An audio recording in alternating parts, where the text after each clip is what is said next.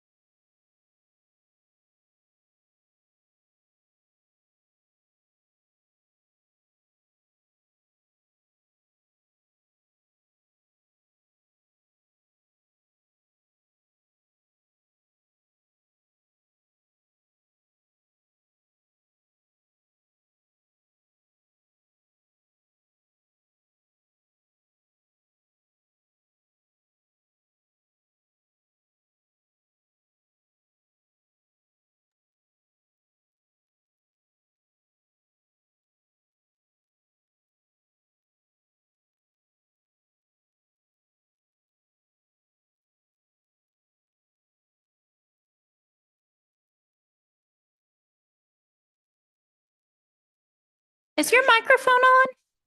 Because I turned it off before the meeting. Well, somebody else turned it on and I turned it off. And if you will, please stand for invocation. Pastor Mulberry, are you there? Yes, sir, I'm here. Would you please lead us in invocation? Absolutely. Father, again, thank you for how good you have been towards us all day long. Thank you for this time of coming together for this planning board session.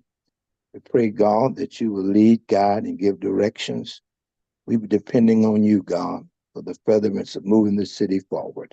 We pray that you would give us sound wisdom and judgment in all that we do. For it's in Jesus' name we pray. Amen. Amen. Thank you, Pastor Mulberry. Ms. Wilson, would you lead us in the Pledge of Allegiance, please? Yes, sir. I Pledge allegiance to the flag of the United States of America and to the republic for which it stands, one nation, under God, indivisible, with liberty and justice for all. Thank you. You may be seated. Ms. Krantz, would you please call the roll? Thank you. Caitlin Owens is not present for the record. Edie Wilson, Here. George Deloach, Earl Wallace, Here. Andrew Burnett's not present for the record. Chase Barnes. Here. At Chair Killebrew. Here, thank you. Thank you. You have a quorum, sir. Thank you. Now we will do the SFRK and appeals procedures. Anybody had any contact with or know anybody that's involved in any of these cases? Needs to identify that. Seeing none, we'll move on. Any person wishing to appeal any decision made by the planning board with respect to any matter considered at such meeting will need a record of the proceedings, and for such purposes may need to ensure that a verbatim record of the proceedings is made, which record includes testimony and evidence upon which the appeal is based. Florida Statute 286-0105. Can do approval of minutes? Has everybody had a chance to read your minutes? And do I have a motion to appeal? I meant to approve. Yes, sir.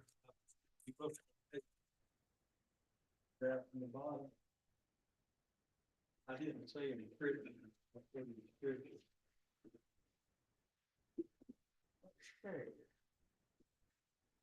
Can you correct that, please? Happy to. It must have been autocorrect. Sorry. Okay. Okay, with that, being said, do we have a motion to approve? Mr. Chair, I move we approve the minutes. Barnes motion. Do I have a second? I'll second. Ms. Wilson, second. All those in favor, please say aye. Aye. All those opposed? Seeing none, we'll move on. Motion passes. I will open the meeting up to public comments. This is anything that needs to be, anybody would like to say to the board, not pertaining to any of the cases in front of us. You have 3 minutes to speak. Anybody need to do that? Seeing none, I'll move on.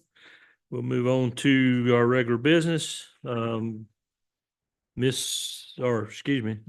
are you ready? Okay, PB case 2417, conditional use application to allow a new restaurant to serve alcohol within 100 feet of a church.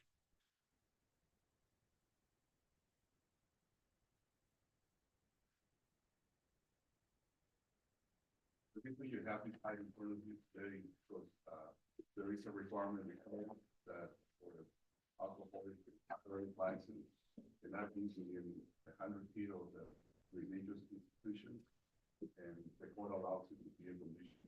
That's the reason you have this item in front of you. They have to comply with some standards that are specified in the code for a conditional use. The applicant has complied with those conditions. They are in compliance. Staff is recommending approval of the item. However, we do have a concern about the parking demand that is used for generate. They are exempt from providing parking spaces. However, we cannot negate that there's going to be a demand for parking based on the number of seats. 129 seats would require about 43 parking spaces. So we have, put a condition that though we cannot mandate the applicant to provide those spaces, put a condition that the applicant should be able to pay work with the city to address the issue of the parking and how to resolve it. We have been with the applicant is in agreement with that, and I will let, the applicant make a presentation to you, about the conditional use request. That is recommending approval. Okay, That is the condition. all right, That is stuff. all right.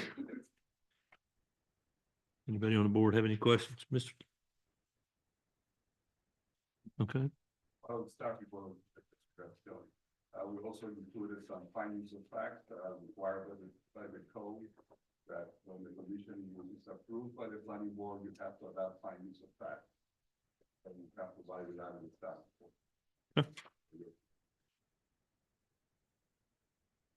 Mr. Troyano, do you have anything to?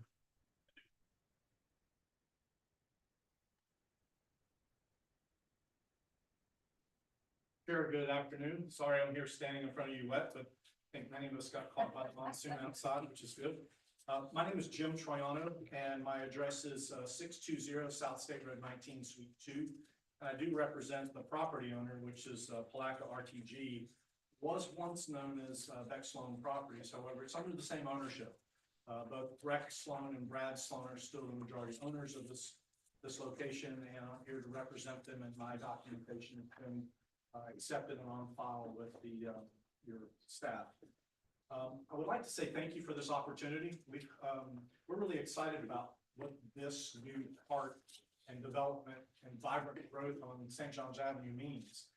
We're looking at taking a blighted building. If you remember, this is the old Texaco station at 801 St. John's Avenue. It was hit a few years back. It looked terrible with some plywood on it.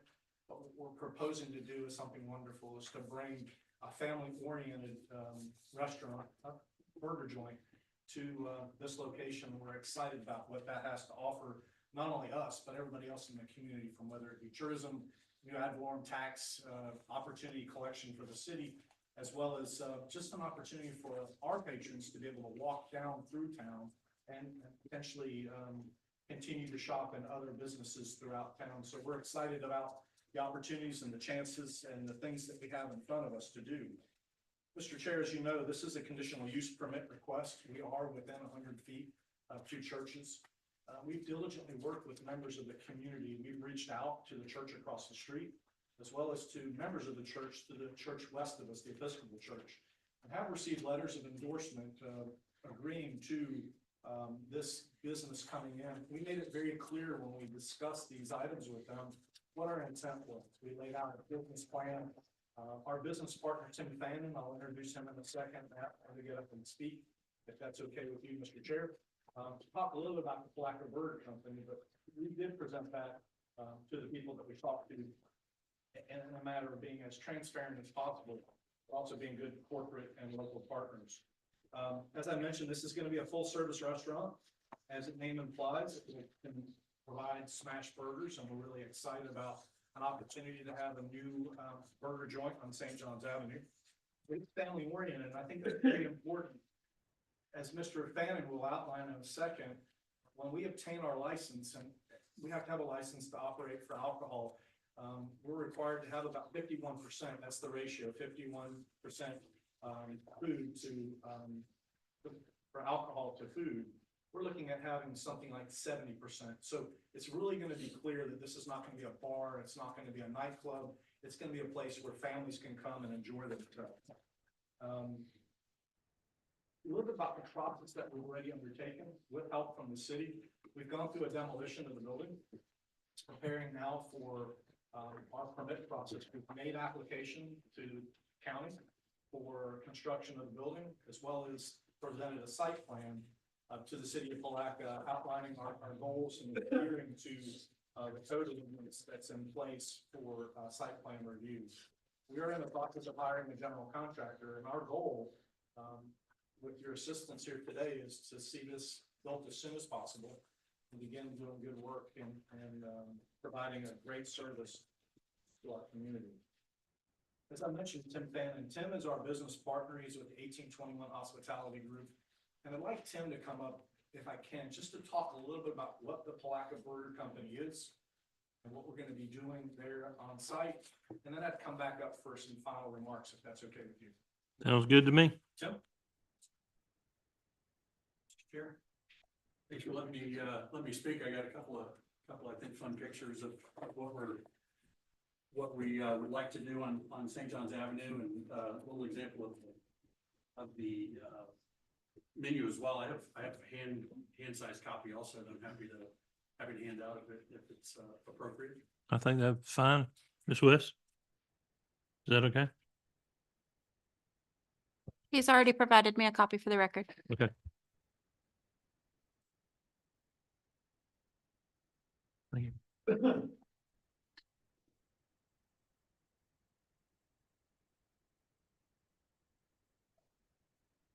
Obviously, as Jim has said, we're really excited about bringing something new to St. John's Avenue and to Palaca.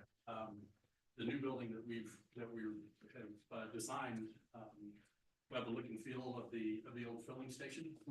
You'll see from the pictures, we really want to bring some authenticity back to that piece of it, while also creating a new usable, beautiful building to add to the block. It'll be roughly 3,000 square feet, a little over 120 seats.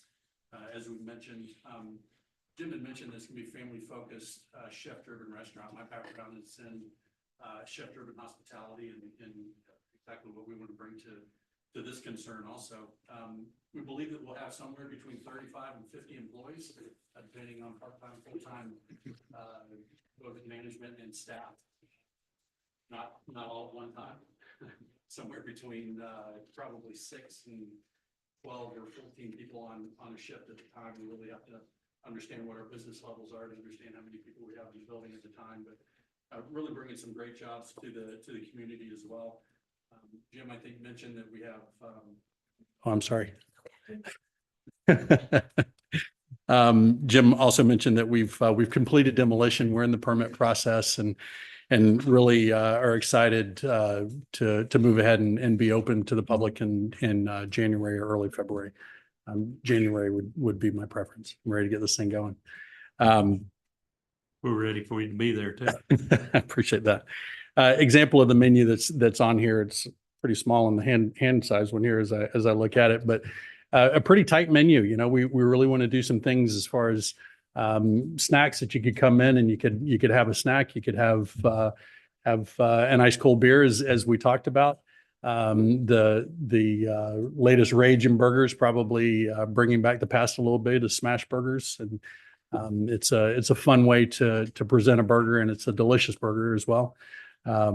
We will be serving alcohol as a part of the menu. I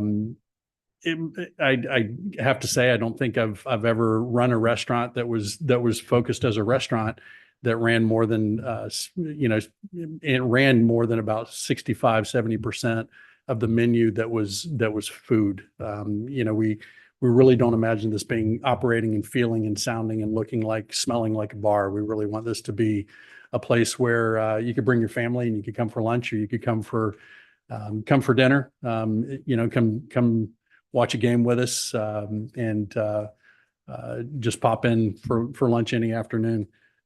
We are excited to get going, and any questions I can answer, I'm happy to do it. I have one question. Yes, sir.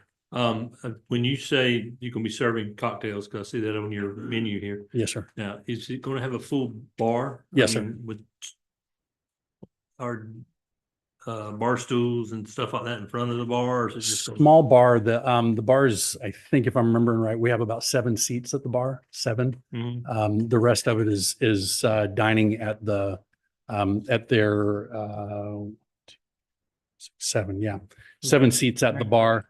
Yes, 7 seats at the bar, and the rest of it is table dining. that's, I couldn't see it very good. Okay, This outside, Yes, ma'am. Outside under the portico, okay. and then this is outside with tent or umbrellas. okay, I understand. Thank you. Thank you. Yes, sir. Oh, I'm sorry. Is the old building in there somewhere? The old. Yeah. We- No, I'm not saying the old stuff. Have you, And have, it looks a lot like fixed. right? I agree with you. And yes, our intent was to use all of the old building. There was some that was attached to it that was perfectly unusable. As we started taking that part down, there was significant termite damage all the way up through as we understood it from our engineers, unsavable roof, and the wood inside the walls that was holding it up. The termites were holding it together. They were holding hands. Yeah. Before you. It just kept coming apart. Yes, sir. But we've salvaged a significant amount of the brick that we're going to reuse in places. One of the ideas, and I think where we're going to land is to use some of the old brick for the face of the bar. We have some of the columns, so there'll be some shout outs to what it was. We have some old pictures that we're going to have inside the building. So yeah. There was, yeah, there was no enamel sign. There was a hand painted wood sign that was on the side of the building. We did save that. We're going to feature that in the decoration somewhere. We've got the stuff that was inside was looked more like a bad garage sale than an old Texaco station. There was old turntables and radios and mattress. It was a mess inside. So it didn't save any of that, but yes, sir. Anybody else got any questions? Sure. I just got a comment. Yes, sir. I worked for Badcock Furniture Corporation for many years and on the franchise for where the Badcock store sits now. Yes, sir. I was catty corner across there, 726 St. John's Avenue. But we worked in there for about 15, 16 years, the time that we were there. And then we built it for the building where we are now. During that time period, I was the president of the Downtown Merchants Association for a lot of those years. And then I was the chairman of when we went to decide to bring Main Street program into Palatka. I was the chairman of that for a while. And I am tickled to death because I was raised about 4 or 5 blocks in the South Side Historic District from where this is at. And as a kid, I was on my skateboard in and out of that gas station there. So I just think it's wonderful. Thank you. Thank you. Appreciate that. Any other questions? I just have a few last comments. Mr. if I may. Troy, yes, that's Thank you, that's Mr. fine. Thank you, Tim. So as the planning director did mention that there were some conditions set. We've had an opportunity, we met on Friday. We talked with the city manager about the requested conditions, and we certainly are open to working with the city in any way we can. We've demonstrated so far in our commitment to this community. We'll continue working with the planning board and anybody at the city to assist in parking needs in and around our area. We understand it's a concern, but we're looking at opportunities that we could help alleviate, and anything that we could do for that, we will. So we're exploring opportunities now. And again, our commitment is to work with the city on that condition. And then we're also in agreement to the condition that the permit should be used within 6 months without an extension. And we have no concern with that condition at all. Okay. And so if I may, in closing, that, we're an organization that does no harm. We really want to give back to the community. This is one of our first big opportunities downtown. We hire good people, as you can see with Mr. Fannin. He's top of the mark in the industry, and bringing good people to the team by bringing a good service to the citizens of Palatka. We stand fully ready to stand behind this project and the other projects that we're doing in town. And again, we're extremely excited about what this is going to bring and what it can continue to do for Palatka, not only now, but into the future. So if there's any questions that I may answer for you or city staff, I'd be glad to. I have one question, or not a question, statement maybe. You said that you had letters back here from everybody around you, and I understand what I'm fixing to say. I truly believe in what you're saying, what you're doing, but there's no letters from the AME Church or St. Mary's Church, Episcopal Church here. Before you get on me, or we've okayed the craft beer place back down here with churches all around it. I just was wondering about where their Sure. letters were. So we did across the street, and there's a letter in here from Miss Brunson. Yeah, I got the Holy Word Revival Center, Yes, sir. but St. Mary's is right there, almost next to you. The only thing between you and there's the two, well, Mr. Hills. Right. Daryl's building. So we did go to talk to some of the parishioners in that church, and Mary Lawson Brown was one of those individuals. Okay. Her and her son, and we do have letters from her and her son Yeah. in here representing the church. I can't say that they're speaking for the church, Mhm. but as members of the church, they saw no concern with it and endorsed our move forward. And again, the Bethel AME, they're there on the corner of, what is that, 8th and Reed Street, you know, but they're within range. They're outside of the 100 feet. I think Are they're they? 262 feet. Yes, Okay, sir. all right. Correct. Okay, Yes. okay. So I can't say we have a letter from everybody. We do have quite a few letters, and we've gone door to door. We've talked to our neighbors, and we've asked for letters when we could get them. We received them, and they're attached to your packet. I apologize. No, it's okay, sir. Just any other questions, Mr. Troiano from the board? Or you want to talk? I'm sorry. No, I was gonna say, in the letter, there's a letter from Mary. Yeah. Well, I mean, I saw all that. I just didn't see, I mean, that didn't necessarily say they were representing St. Mary's. So anyhow, but, That she Okay. calls it her church. okay. All right. I think we're good. Thank you, sir.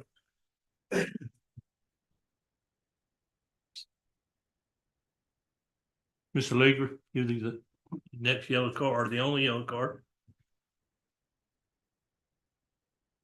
Allegra Kitchens, 1027 South 12th Street, Palatka, Florida. I wasn't going to speak on this because I'm really neither for it nor against it. However, I did note, as you noted, Mr. Killebrew, there was no letter concerning St. Mary's Episcopal Church. While the parishioners do belong to the church, they can't speak for the church. That's owned by the Episcopal Church in Diocese of Florida, just like St. Mark's is owned by the Episcopal Diocese, and the diocese is the only person that can speak for the church. And I saw the letters, the multiple letters from Miss Brown and Teddy Brown, and they are members of the church. But I would point out that the actual owner of the church would be the one that would have to give approval and not the members. I also noted there was no letter or mention of anything of Sailors Across the Street, which is owned by Jeremy Alexander. There was no support nor anything from Terrell Hill one way or the other, so I don't have any problem with that. But I will point this out, and I had no idea they were planning on serving alcohol outside. The city requirement is if you serve alcohol outside, you must have buffering or screening to prevent it from being viewed from the street, and so that the people inside can't hand drinks out to people outside.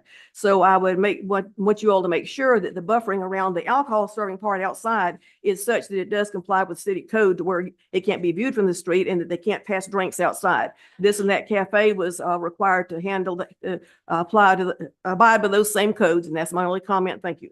Okay, thank you, Mr. Kitchens. Mr. Lorenzo, do we have anything? I hadn't read that packet really good, but do we have anything like that involved in the packet? Mr. Troiano, would y'all have, if you step back to the podium again, please, I'm sorry. Yeah, Just give me 1 second, Mr. Chairman. If I may, if I can get back to this. sure. Mr. Chair, may I approach? Sure. As far as Ms. Kitchens mentioned, we'll have planters on the outside here, Mm-hmm. along here and here, to prohibit that from occurring. Well, this will all be under this will all be pavers that will be here. No, I'm sorry. Where's St. John? St. John's Avenue is Okay, here, got it. and this is 8. Okay, got it. I was going to. I'm good.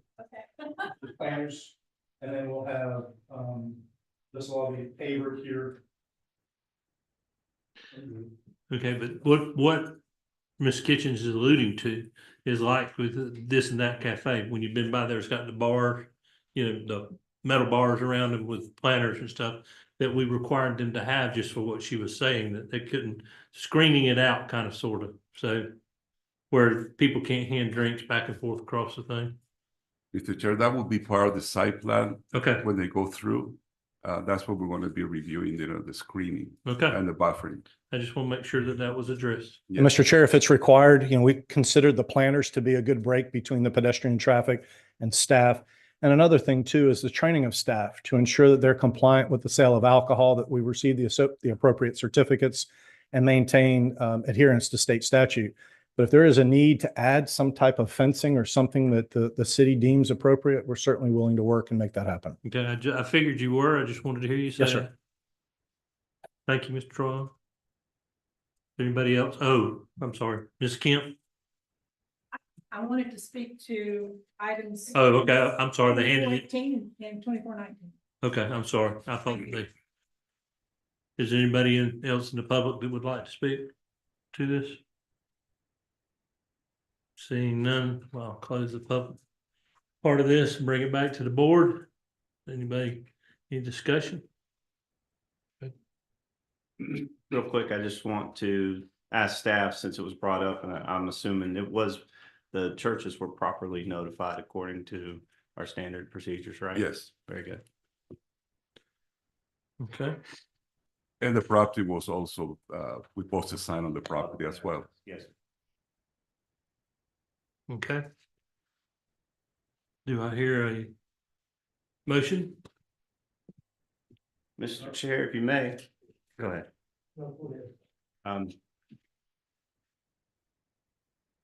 Just to make sure it would be proper to read these statements of facts, correct? Yes, sir. Correct, just including the findings of fact in your motion. Very good. All right, so whereas the applicant for the requested conditional use approval has been deemed complete, whereas the application for the requested conditional use approval has been deemed complete, and whereas the approval of the request as conditioned will not adversely affect the public's interest, and whereas the application met the requirements for a conditional use approval as demonstrated by the staff analysis, and whereas the application as conditioned is in general compliance with the comprehensive plan, I move that this board approve the conditional use application to allow a new restaurant to serve alcohol within 100 feet of a church. I have a motion to, oh, wait a minute. For clarification, you referenced within the findings of fact, the conditional uses. Just for clarification, you are referring to staff's recommendation, conditional uses, number 1. In consultation with the city, the applicant shall make efforts to address the anticipated parking demand. And number 2, the conditional use approval shall expire 6 months from the date of approval unless upon request an extension of time is granted by the planning board. Assuming your motion regarding those conditional uses included those 2 conditions for clarification purposes. Yes, ma'am. Thank you for clarifying. I'll second that. We have a motion by Mr. Barnes, a second by Mr. Deloach. Do we have any further discussion? All those in favor signify by saying aye. Aye. All those opposed, seeing none, motion passes unanimously. Thank y'all very much for bringing that to the board. Okay, we are moving on to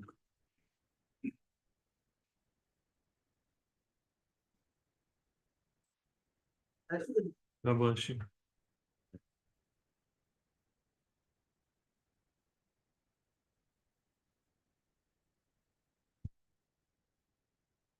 Hang on. TV case 24-18, conditional use application to add at least 7 hotel rooms to the second floor of the property to expand services from the Hotel James. Take it away, Mr. Lorenzo. Yeah, thank you, Mr. Chair. This is a conditional use. The code allows hotels and motels in the district as conditional uses. However, it's not very specific about permitting hotel units, and I'm going to explain a little bit part of a little bit in my presentation. The applicant is seeking to develop up to 7 hotel units or suites, and also on the first floor to allow for restaurants and the hotel rooms on the second floor. Like I said before, the Business Riverfront District allows a hotel or a motel land use as a conditional use, but not specifically hotel rooms. That's what we felt. The staff felt that they would needed to prove that the rooms as requested will function fully as hotels. And Another aspect that we are a little bit concerned about is the fact that, like in the previous case, there's no requirement to provide parking for these type of uses. However, we know there is going to be a demand for parking, and we are, although we cannot mandate the applicant to provide those parking spaces, we are requiring a condition that they address the parking demand and work with the city to find a solution to the parking issue. Besides that, the conditional use application meets most of the comprehensive plan provisions in the elements, as well as the egress and egress. The other issue that we have a little bit concerned and that we're asking as a condition that the applicant has to address is the location of the dumpsters, how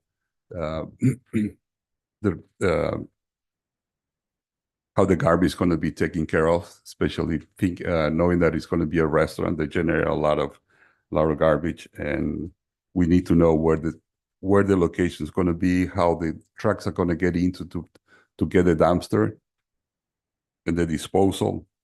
So the staff have added 4 conditions to the recommendation of approval.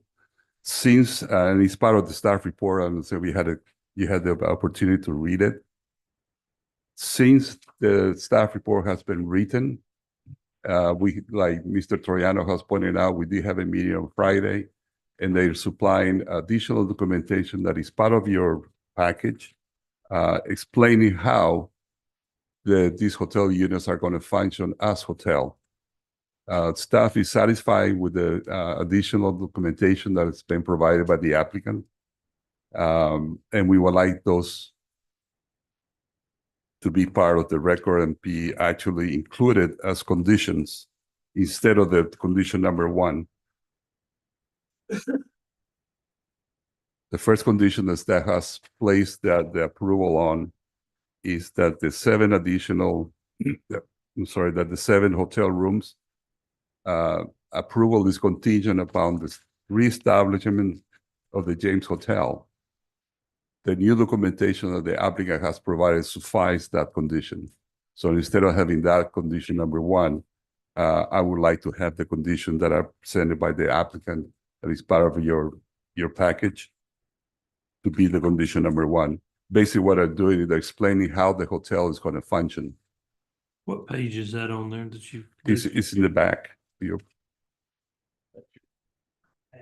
That's the print, correct?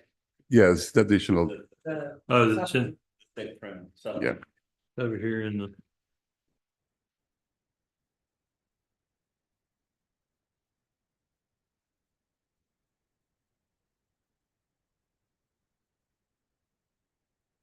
Did you find it? Yes, sir. Yeah, I'm sorry.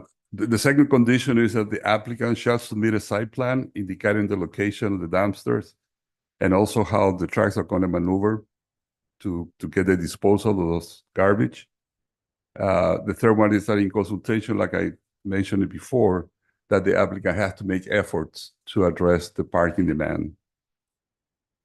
And also, like in the previous case, the conditional use approval will expire in 6 months unless they ask for an extension to this board.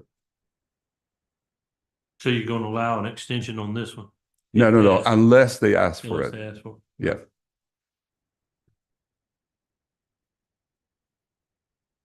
And with that, I will let Mr. Troiano address and make his presentation to the planning board. Thank you, sir. Mr. Troiano? Mr. Chair, thank you very much. Again, members of the planning board, city staff, my name is Jim Troiano. My address is 620 South State Road 19. I represent Palaca RTG. There was a change again as for all 3 of the cases today. Properties were transferred from Beck Sloan Properties to Palaca RTG. Again, same ownership, Breck and Brad Sloan, same principal owners moving forward.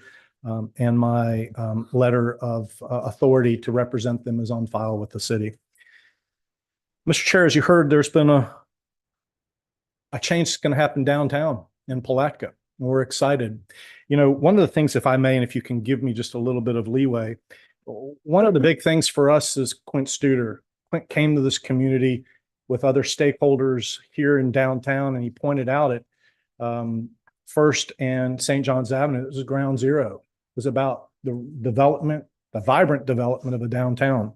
And if you look at his book, and I'd like to read something just very quickly about this, is that in revitalizing a community, what's the best way to determine where to start geographically? In most cases, it makes sense to rebuild downtown first and let everything else expand from there. When a community starts building a vibrant downtown, it gets people activated and sparks growth in the rest of the community. There's a lot of things that Mr. Studer references in this book that we really look at and we hold true to what we're going to be doing downtown. So part of that is the 200 block.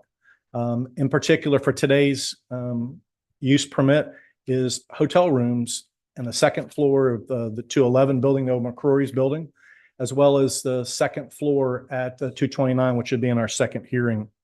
And so it's not uncommon to see CUPs asked for. We're excited about the opportunity to come in front of you today and ask for that use. It's clearly identified in code that it's an allowable conditional use, and we certainly hope that we make the case, as staff mentioned already, to support this.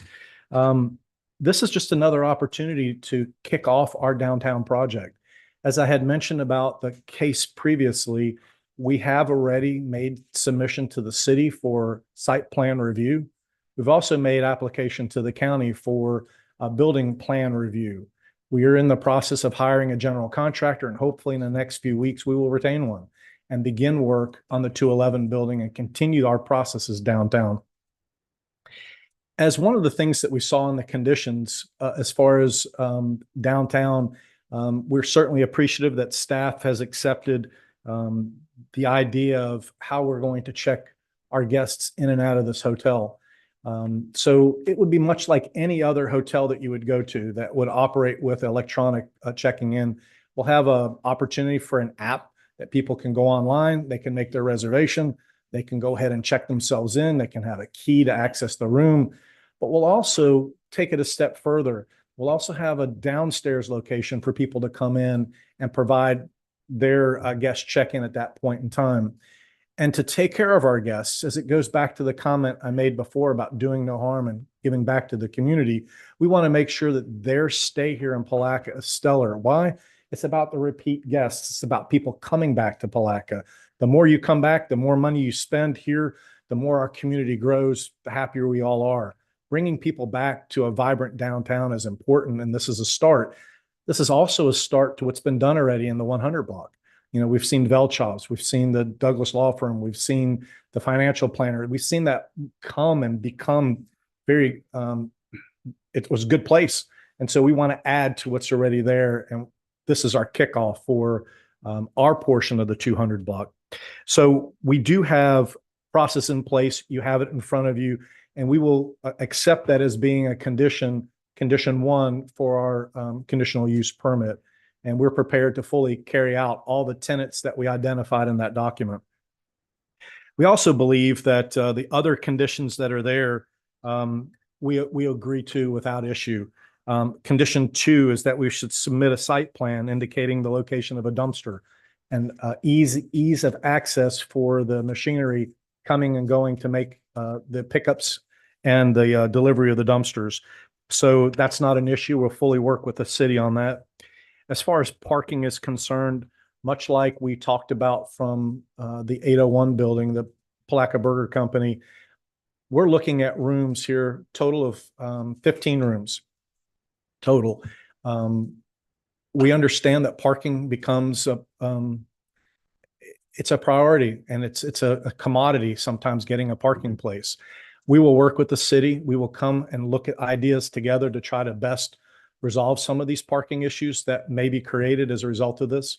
So again, as I mentioned before, we stand fully ready to work with the city and identify areas that we may use for parking in and around downtown. So there are existing city parking places that are in front of the Shelley building, in front of, or should I say behind us, near the boat ramp, and then of course next to the church. But we also understand that we'll look and see if we can develop others. Can't promise you that we'll find it, but you do have our commitment that we'll work with city trying to identify parking options for the downtown area. And finally, the last condition is the use of 6 months, using the conditional use permit within 6 months. And we certainly agree to that in the full reading of the code. So things for us, though, Mr. Chair, is that this is just a great opportunity to have something in downtown. And again, we take a blighted building and we're going to bring something marvelous to downtown. We're going to use Mr. Fannon's talents for the food court hall downstairs on the first floor, as well as having our hotel rooms on the second floor. And it really falls into our entire business plan that we're looking at for the 200 block. So with that, if there's any questions that I may answer for you or provide you any guidance as to what you may need to consider your vote, please let me know. I have a question. Yes, ma'am. So these will come before Hotel James, James Hotel gets completed. Mr. Chair, that's correct. We are slated to look at the James Hotel sometime, I would say construction potentially towards the end of next year. We're in the process now, though, of looking at demolition plans, looking at floor plans, but that's correct. It will have to wait. But we do feel, based on our business plan and how we're able to use those rooms, we can adequately provide the attention that our guests need, to include nighttime security, to include staff being available to change linens, to bring them a pillow, to provide concierge services, plumbing leaks, whatever, much like you would find in a hotel of similar stature in a city. You're going to see that being offered by Mr. Fannin and our team. Mr. Board. So if I understand correctly, first floor of 211 will be a check-in for the hotel person or staff and the restaurant. Is that accurate? That is correct. There'll be more of a food court or food hall concept downstairs, but yes, sir, that's correct. We'll have that opportunity for guests for check-in.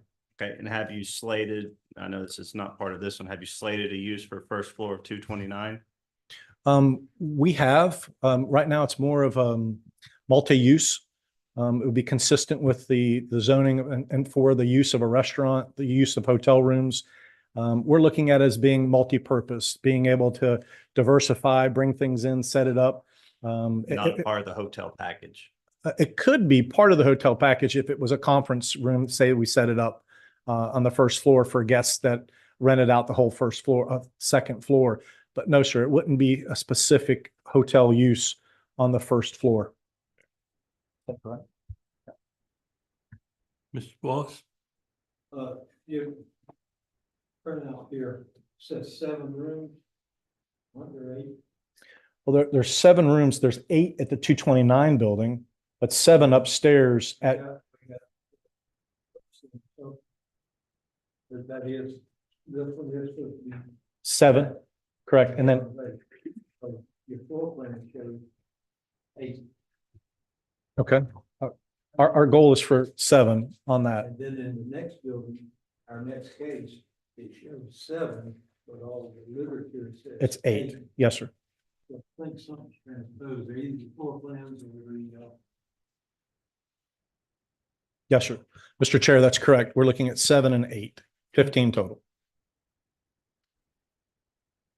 Hang on one second. That's correct.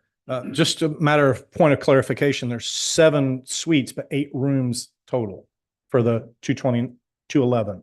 So there's 7 suites, 7 rooms, 7 suites and multiple bedrooms that make 8 bedrooms total. But 7 suites. So if you were to rent one suite, you could rent 1, 2, 3, 4, 5, 6, or 7, or rent all 7 of them together. But you have a total of 8 rooms then on that are in that's in that package. I'm from Georgia, so I'm a little confused. Yeah.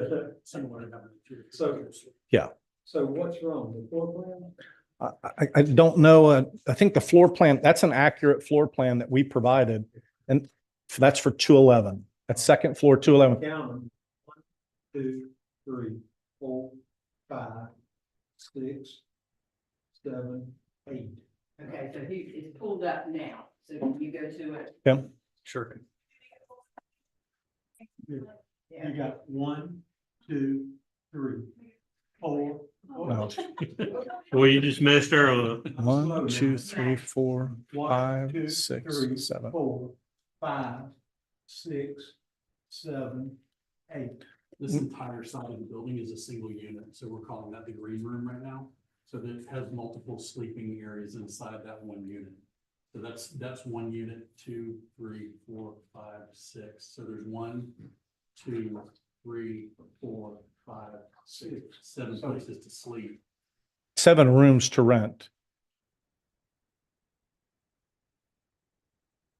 One rental has 2 rooms. Well, it just has multiple, that's correct. It has multiple bedrooms in it.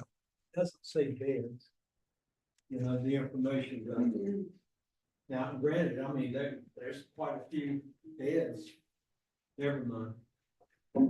I think everybody knows what I'm talking about. Do you? Yes, sir. I understand. And is there 7 or 8 rooms? Well, there's 7 rooms, but he's saying one can be divided. Am I understanding that? No, this, It is like it's one large This is unit. one large suite. Right. Suite. Right. So you're saying that's one. All this is one. Does that face St. John's Avenue? This is St. John's Avenue. Okay. St. John's Avenue is top. St. John's is top. Yes. Yes. St. John's, This this is, is one all the way from front to back. that's One. correct. Here to one. Yes. 2, Counting beds. 3, 4, 5, 6. So is there 8 or is there 6 or is there 7?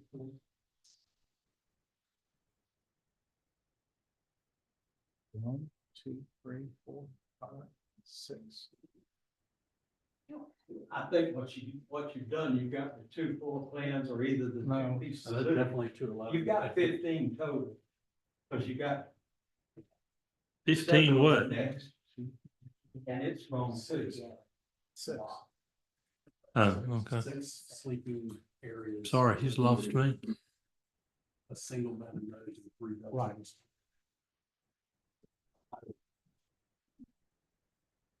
So, Mr. Chair, if I may, and I apologize, your board member is absolutely correct. We are at 6 total suites. 1, 2, 3, 4, 5, 6 suites in this facility. 6 suites. Each has a different configuration. And I apologize for the, There's a total of 15, which is what y'all are applying for in both buildings. But I think you've got the 8 and the 7 transposed. The other building, I think, should have the 7, and this one just should be listed as 8. If you can shut it, if a door leads out to a hallway, that's a room. 8. And then you've got what looks like a big common area between the one up on the corner of St. John's up there and the 2 down below. And the one up there, everything's got like a kitchenette and a little sitting room, you know, they're nice. Except for the 2 down here, and they're just strictly a hotel area.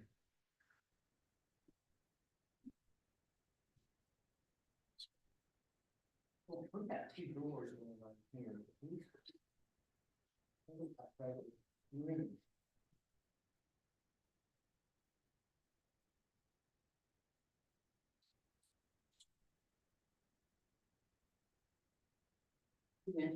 Here, so there's 2 down bottom right, 2. Well, they're 2 doors to get in there. Mr. Chair, I think by looking at this, this is the current plan that we have for this facility. I would say that we have 6 suites total, 1 green room, 1 large room, and then 5 sub rooms thereafter. So my apology for the error.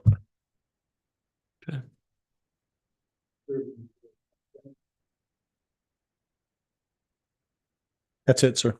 Okay. Any further- I got a silly question. Are we gonna leave the McCrory handles on the doors? I don't know. I don't know the answer. I've never seen. Is nobody paid attention when they walk in them doors? They're gone. They're gone? They've been gone. Okay, I hadn't been by there in a while. Okay, It was in the gym. okay. I would, I thought they were still there. Okay. So the former owners took those off, sir? The memory of the dust.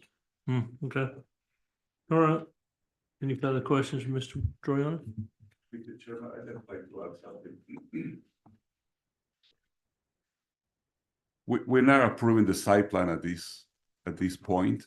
You're approving or you're considering to approve a conditional use for the hotel Right. as described in the supplemental information that the applicant has provided. Once they bring back for the site plan approval, when they go through the construction, then at that point, it's gonna have to be, as it is in the request, the application, 7 hotel units or 8 hotel units. So at that point, is when we want to go through the site plan approval. Okay. And make sure that it is what they're asking. can I add for? Now, you're asking for 15, you're getting 15 based on your floor plans. Now, if you take and revise floor plans, you're not gonna have the space in there that you thought you had over here, and you're not gonna be able to put. You understand what I'm saying? I do. It's not a simple matter of just flicking them over. I I know it's all on CAD, but it's not that easy. have an explanation for 229, but 211 is where we are. And I apologize for the error of counting the rooms. Okay. Any further questions, comments from the board? Thank you, Mr. Troy. Yes, sir. Okay, at this time, I'll give way to public speaking. Ms. Kemp, is this the one you wanted to speak on? Yes, sir. You come forward. My name is Danny Kemp, and I have the quilt shop at 305 St. John's Avenue, and I'm very proud to say we've been there 11 years. So I want to let you know a little bit about quilting because it probably you're thinking of the times when your mother raised them to the roof and dropped them down. Don't do it that way anymore. So my shop brings in about 9,000 plus people every year into Putnam County because 95% of the people who come to my shop are not from Putnam County. I have repeat customers that come from Ireland every year. I have a lady who comes from Israel. Every time she visits her parents in Florida, she comes to see me. Have a lady in Australia who calls me occasionally or emails me and want to know what Christmas fabric I'm carrying. I have worked very hard over the 11 years to build up a reputation. And I think that I'm getting there, right?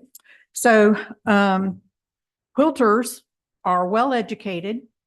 They're about 55 to 60 years of age. They have disposable income. They like to travel. They like to have the latest and greatest. And the sewing machines in my shop go anywhere from $500 to $32,000. Just depends on what you want to buy. And we can supply it all. We provide training. We have training events in my shop. We have a quilt show. Most of you probably aren't aware, but this will be our 12th quilt show coming April. We have about 300 to 400 people coming to Palatka on Friday and Saturday to come to our quilt show. It has gotten so big that we've had to move part of it over to the Methodist Church while part of it still stays in my shop. We have a lot of people who come into my shop every day from out of town. The common question is, why are our roads always so messed up? Why is there always road construction going on in St. John's Avenue, which I can't answer?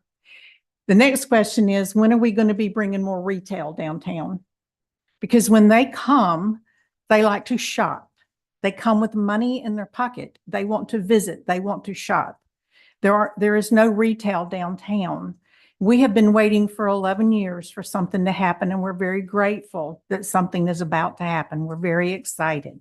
So we don't object at all to what is happening. We're surprised at the number of restaurants, though, and the number of hotel rooms that we're adding because somebody must know something we don't, and we're real excited about it. That hopefully means I will have more customers, and I like that. So the other thing that they're curious about is why don't we have more retail downtown? I can't answer that. I do everything I can to keep them from driving back across the bridge to go to Corky Bells. I try to keep their butts in the seats on this side of the bridge. So I'm real excited that I'm going to be able to do that. Occasionally, they do rent hotel rooms. So I don't meet the Chamber of Commerce's definition because I don't have enough people spending time overnight. These are people who just come through on a daily basis. So for me, I'm excited. I support this, but I do have lots of questions. Maybe I'm asking them early. Maybe I'm asking them late. I'm not sure. I would like a clarification of the relationship to the James Hotel. It was my understanding that 15 rooms do not meet the definition in the state of what a hotel is. It was my understanding you had to have 25 rooms or more to be a hotel, but I may be ignorant of exactly how that works. When I read through the documents, there was a lot tied back to the James Hotel. And now I'm not sure that that's going to happen based on some of the discussion I heard here. Maybe I misheard. The other thing is when I was reading one of the documents, all of a sudden the Shelley building popped up. So I guess that's going to be more hotel rooms. Does anybody have the complete clear vision of what the actual plan is that Brett Sloan is going to be bringing to the downtown Palatka? So do you know what it is in its entirety, or are you just looking at it, its pieces and drabs? That's my question. I mean, are you looking at it robustly to see what it's really going to include from beginning to end? Just a question. Don't know if anybody can answer that or not. Okay. The other thing is I got a copy, even though we're not in a historic district, which is a real shame because we really pushed for that and tried to get downtown Palatka declared a historic district. For whatever reason, there was a reluctance by the city of Palatka to do it. So I saw this picture of what somebody said it was going to look like. Do we have an expectation or requirements of this group as to what the final build is going to look like? Will it look like this? Is that the plan, or is this just a maybe? Okay. We don't have that. You don't have that. Okay. I mean, that's part of the, what's your end goal? What's Palatka going to look like when you get done with us? That's my question. You need to. I'm moving along. Okay. So the road construction that continues to go causes me problems and my customers problems. The biggest problem I have right now is parking. From day one, I have complained about the lack or inability for my customers to park. County employees park on part of St. John's Avenue. Now they park over in the parking lot between the 200 and the 300 block. So I have difficulty in finding places for my customers to park. I guess the Bingo Palace people park on the 200 block. The public parking is consumed by county employees. So that is an issue with me. And I would hate to lose my business because my customers get frustrated because they can't park. And those sewing machines weigh about 50 pounds. And when you ask an 82-year-old woman to lug it into the building for class, it gets tough. So I would ask that you keep that in consideration. The other thing is that when they do start this construction, in the past, when people have been given construction permits on St. John's Avenue, do you know where they park? They park on St. John's Avenue. They block St. John's Avenue while they haul their construction equipment out. And the employees block the street while they're walking back and forth. I would ask that you make it a requirement that the construction crews not park on St. John's Avenue so as to avoid any interruption to the existing, because I'm not the only business down there. There are quite a few businesses on St. John's Avenue that the last thing they need is for construction crews to be blocking the streets and to lose what little parking space we do currently have. So those are my concerns and those are my questions. If somebody can answer them, it would be wonderful. Okay, thank you. We'll try to get you with the Mr. Lorenzo or somebody like that, and they can answer the question I for think you, the best or person- Mr. Troyano. I'm sorry. Yeah, I think Ms. Troyano is the best person to answer what the overall plan is Okay, for St. John's. We only see two, and we heard that the first one for the burial place. And Right. now we have two more, Well, but the overall plan, Mr. Troyano can address it. we all want to be good neighbors and we're all on St. John's Avenue and we're all businesses and we're all going to support one another. So we need to understand maybe what's happening down there so we can work together. all right, thank you, Ms. Kemp, for your remarks. Mr. Bates?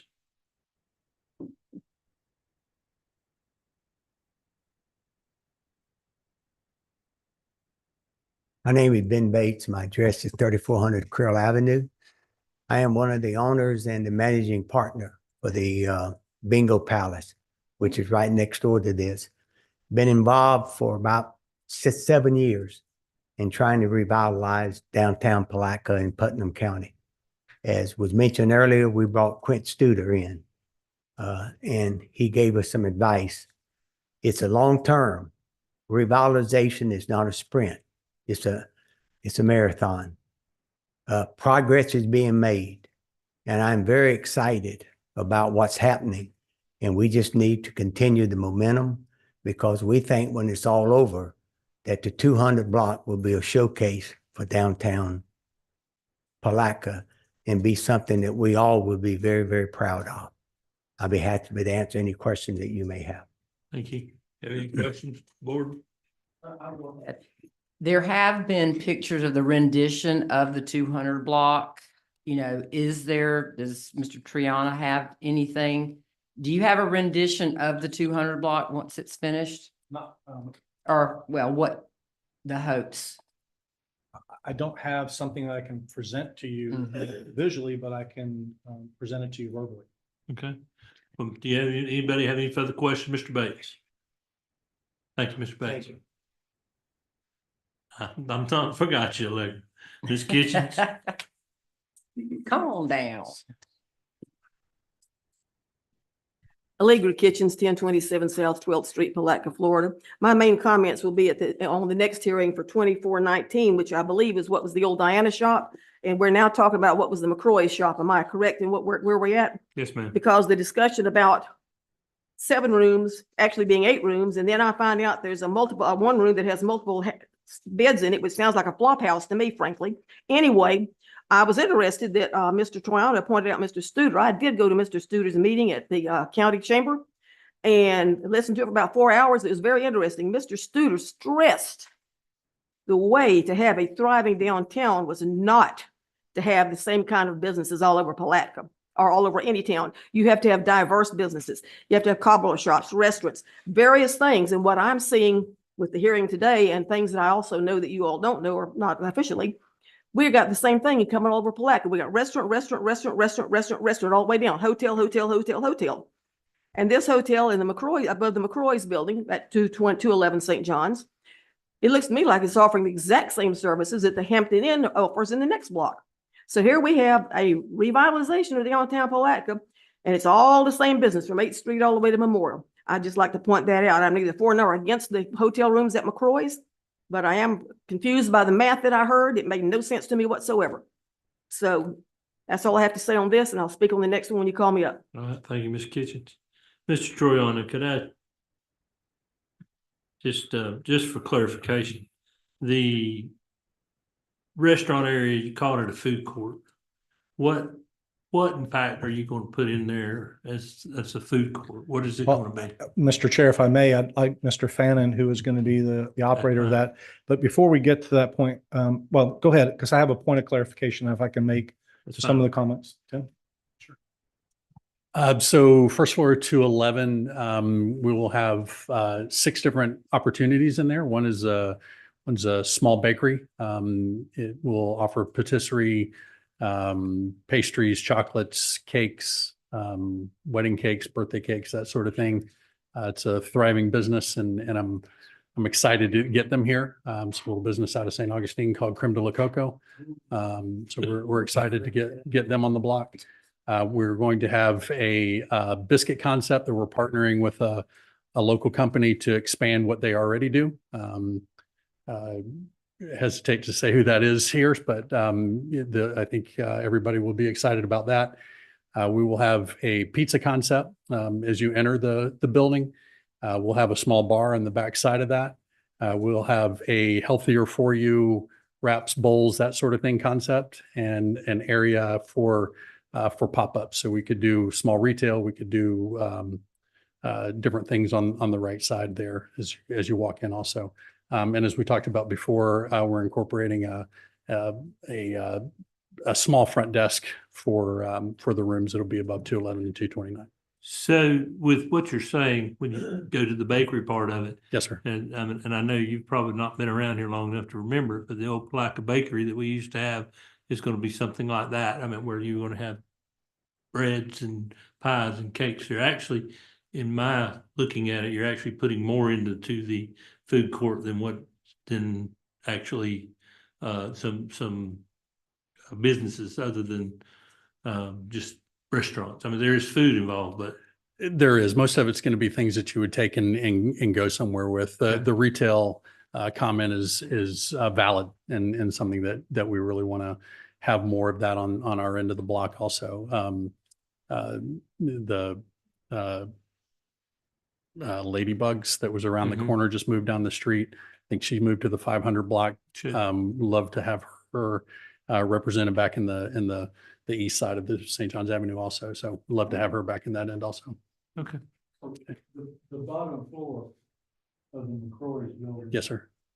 That's not being restricted to food court. Is there gonna be retail space set up? Some flexible space on the right side of it. Yeah, that we. There's a lot of square feet now. Almost 10,000 square feet on that first floor. Yes, sir.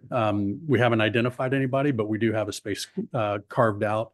The idea was to start it out as you could do some pop-ups and see what people are attracted to, what they really like and would enjoy coming down there to see.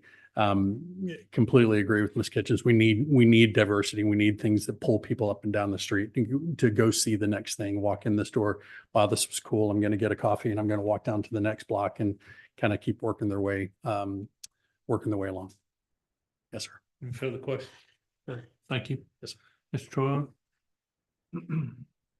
Mr. Chair, if I may, going back to a comment that was made earlier about hotels in the state of Florida, the Department of Business and Professional Regulation, if I may read from their website, says, what is a hotel? A hotel is any public lodging establishment containing sleeping room accommodations for 25 or more guests and providing services generally. We exceed the 25 sleeping capacity based on the configuration that we currently have.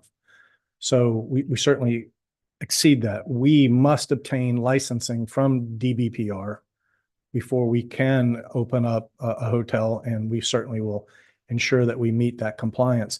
When the documents that we initially submitted said approximately 7 rooms, when I speak of a room, it's a suite itself. And again, I apologize, we were actually at 6, not 7.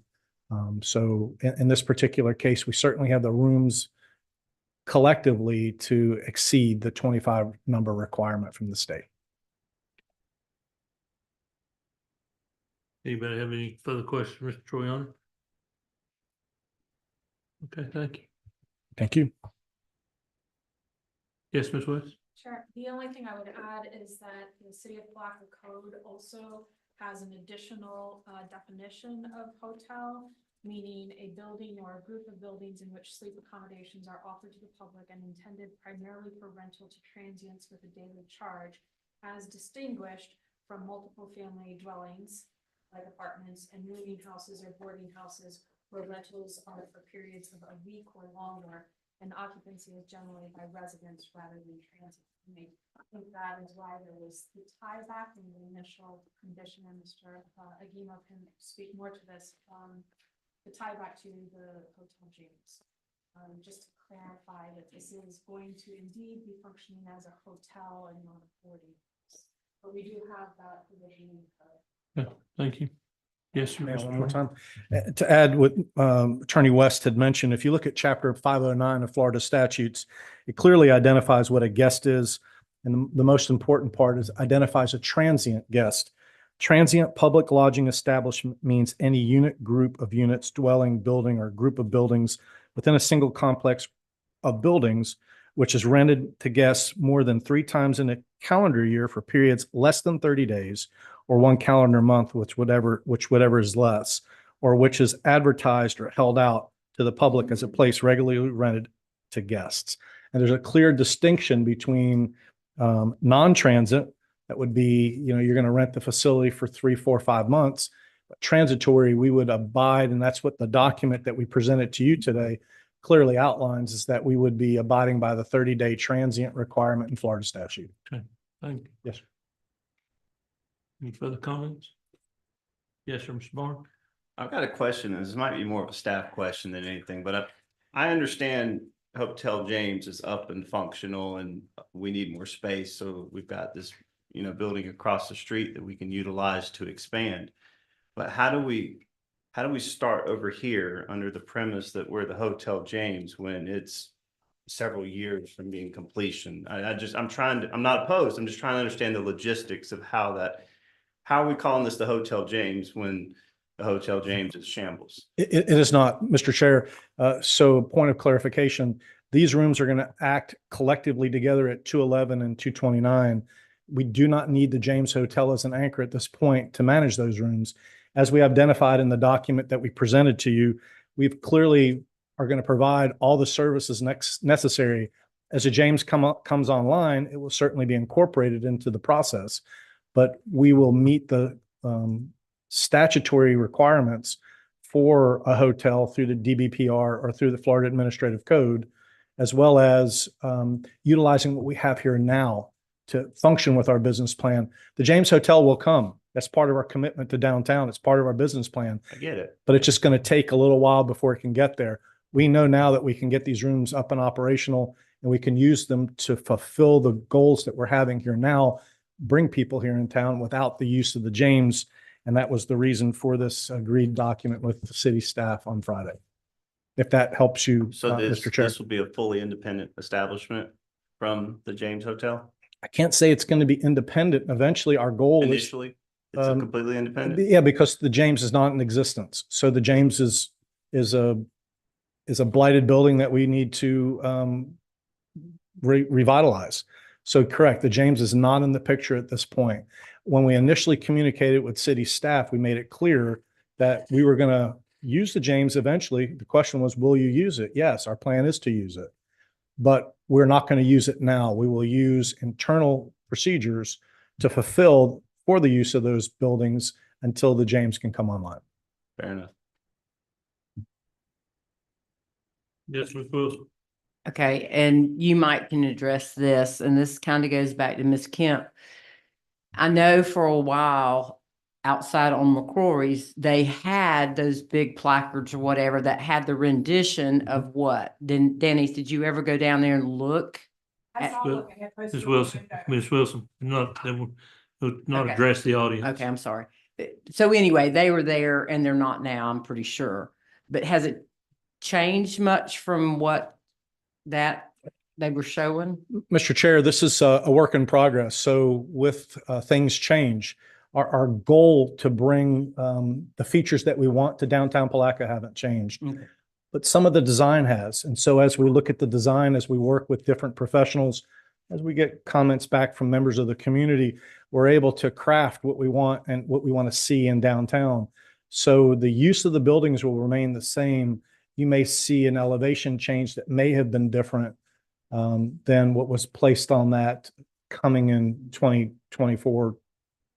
But again, we will publish, as soon as we have those, we'll be publishing that information and providing it to the general public. Any further questions? One more, please. Mr. Triano, sorry. It's okay, sir. I understand we don't have a surefire resolution for parking. That's everyone's complaint. And I understand you make an effort to address parking, but that's really kind of a fluffy sentence that doesn't mean anything because you can make an effort that would never amount to anything.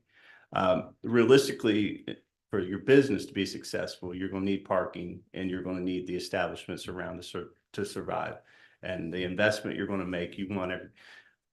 Do you have any idea of a possible resolution for parking in the area in what you've got going? I know you can't say for certain, but can you throw us some potential solutions that might be applicable where we could say, hey, that might work? We're exploring, Mr. Chair, we're exploring opportunities now with not only looking at our properties that we own downtown, but working collectively with other property owners to see if we may be able to use property, whether it's under a lease, whether it's under a memorandum of understanding or memorandum of agreement, something legally that we could use for those to help in this process.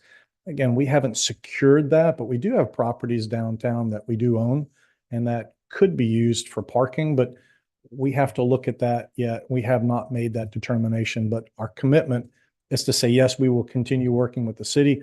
And if we can make things happen, we certainly will. I didn't answer your question. did I? No, but I don't know. I really don't know how you could. I was just Well, trying to fish. I was so- fishing. We do have a property across the street, which is our property. Mhm. It could be used for parking, but Mhm. with that, it also could be used for other purposes too, such as a laydown yard that we may need. So there's the need to bring, as it was mentioned, for our construction workers. So we need to start looking at how we can best bring the growth that we're going to bring downtown and prevent the comments that you heard today from the owner of the quilt store that there's a need for parking. We agree that there's a need for parking. And our goal is to make that as we don't see the impact. We understand that there'll be some impact as we grow the downtown, but we also are going to look for alternatives and opportunities. And we are looking at others right now that we're just going to see how they can come to fruition. I can't provide you something tangible or substantive at this time to say we can do it. We have property that's there at the James Hotel until the James is developed that can be used for parking. We have parking across the street that's behind the Angel's Diner, also on the corner of 2nd and St. John's that could be used for parking. So there are parking, but with that also other people are using those parking places now. So I can say that we'll explore those uses, but those uses are currently being used without charge downtown. So that's something that we want to work with the city and we will continue doing so, but I can't provide you something now to say, here's the silver bullet to solve this. I just don't have it at this time. Fair enough. But our commitment, if I may, is that we will not walk away with it and just throw our hands up. We'll exhaust the opportunities. Can't say that we're going to be successful, but I do pledge that we'll look at those. Any further questions? Thank you, Just a Mr. comment. Just a comment to Mr. Troiano or to just? Yeah, just, and what we're talking about Okay. right here. When I was president of the Merchants Association and we decided to become part of Main Street, went to Tampa to spent 3 days down in Tampa looking at what bringing Main Street to Palatka, what it would bring for merchants and so forth. And one of the things that was brought up is that you will have people that will go to a mall and they'll park in the far end of the parking lot down there, which is basically 3 or 4 city blocks, and walk to a store there because they're going into a mall. But if they can't park in front of your store on Main Street, they don't want to do that. And it's just trying, and that was one of the things that we did, is try to alleviate what the thinking of, you got to be able to park right in front of that store you want to go to. And just another thing, has nothing to do with anything. I'm very proud of my classmate, Miss Kemp has done a fantastic job with her business downtown. Thank you. Ms. Wilson? I want to address one more time when it comes to the parking.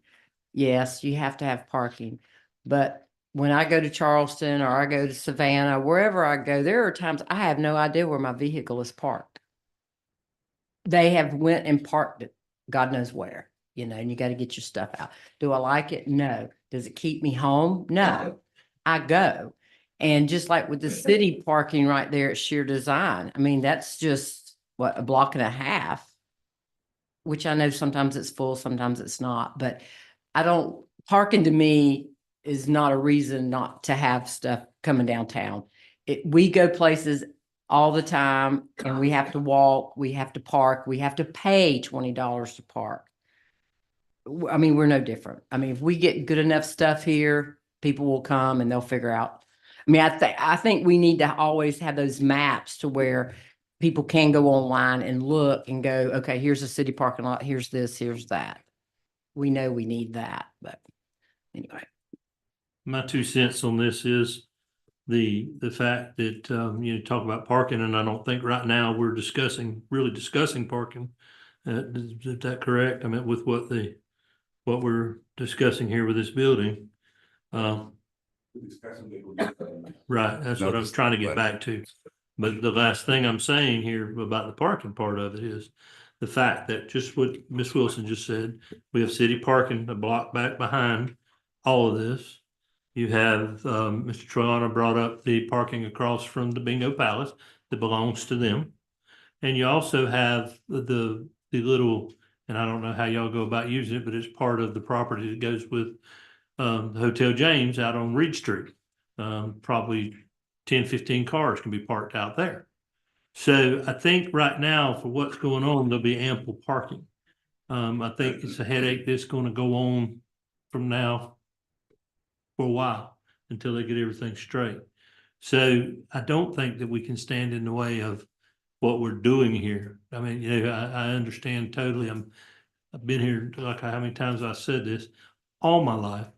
I'm not as old as Mr. Wallace and I'm not as old as Mr. Deloach, but I am 63 years old and I am a sixth generation Putnam County. And I have been here all my life and I have watched the downtown go through several transitions. Those of us that are old enough to remember the old Western Auto Store downtown with Mr. George Sanders, if you'll remember, they piled dirt up on his corner and yet he survived. He survived. You know, and it's going to be, I had a man tell me one time before that when you get sick, you go to the doctor. The doctor gives you medicine to get you better. What we're doing is taking our medicine to get our town better. And I feel that with all my heart. This is my opinion. That's nothing to do with the board. But I mean, we hear everybody saying, well, I don't like this and I don't like that. Well, I don't like taking cough medicine either. But I mean, you know, we got to do something. You know, it's either do it or get off the pot. And I excuse my French. I mean, for you ladies in the audience, but that's, you know, we got to do something to push forward. And I'm tired of sitting around doing nothing. So that's my 2 cents. Yes, Mr. Wallace. We pay fee to go to a gym to work out. Yes, sir. And we leave that parking spot from some shop there to get hurried to the gym so we can work out, but we won't walk 2 blocks. Yes, sir. You know? Yes, sir. I agree. I'm used to walk while I used to, not anymore. I can hop. So, and that's my 2 cents. So do we have any other questions, any other things? Okay, we need to move along with this. Is there, can I hear a motion from the board? You ready? Yes, sir. All right, one more quick question from staff. Just, you recommend staff's report is to strike condition number 1 and incorporate the conditions discussed in the supplemental application. Was that accurate? Yes. Okay, very good. I'm ready for you. Fair enough. Whereas the application for the requested conditional use approval has been deemed complete.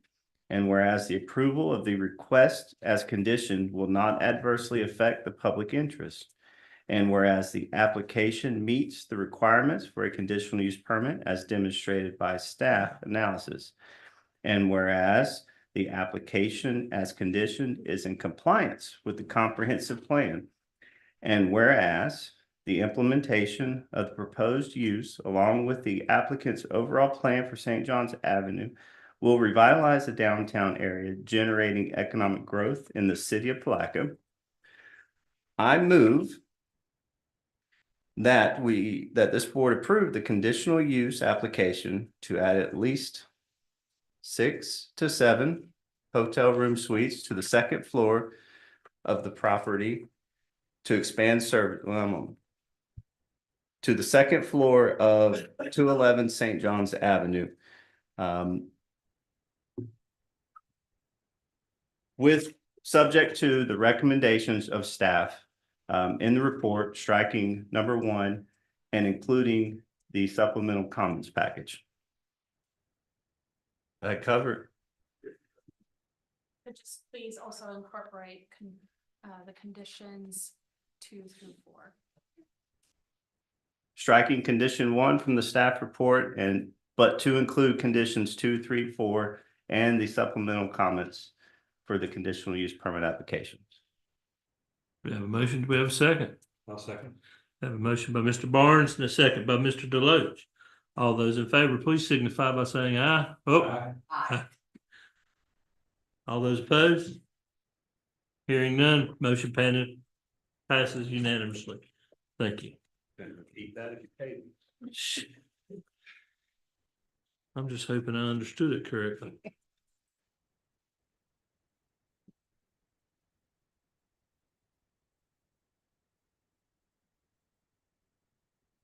Mr. Lorenzo, are you going to present the third one too? TV case 2419, conditional use application to add at least 8 hotel rooms to the second floor of the property, expanding services to the Hotel James, okay? The Anchor Building. Mr. Chairman, this is exactly the same as the previous item that you just disposed of. The issues are the same. Staff concerns are the same. The conditions are the same. So I would just allow Mr. Troiano to say something about the application, and our recommendation is for approval subject to the conditions. I've substituted the condition number 1. Okay. Mr. Troiano? Mr. Chair, again, members of the planning board, city staff, Jim Troiano representing Palaca RTG LLC. Again, we took over Palaca RTG LTC, took over management of the property from Beck Sloan Properties. These are the same 2 owners that own the property through the transition. Just for And- the record, would you repeat the same 2 owners? Sure, I can. Breck Sloan and Brad Sloan. Thank you. My address is 620 South State Road 19, Suite 2 in Palatka. And my letter of authority is in the file from the property owners. Mr. Chair, we have again worked with city staff. We've identified, much like we've talked in the past couple of cases, position that we should be in. We certainly agree with the vote that was just taken. And if we could mirror that same as it pertains to this property, we would certainly appreciate that. Again, we would agree to the conditions in the supplemental document and then agreeing to the 3 additional conditions that we looked at last week and are in compliance and in agreement with. One of the things I'd like to make a point of clarification, when we did make this application, these plans for the 229 building were in flux. So there are a total of 8 rooms. If you could, please, Ms. Sunny, could you bring that up, if I may, Mr. Chair? Yes, sir.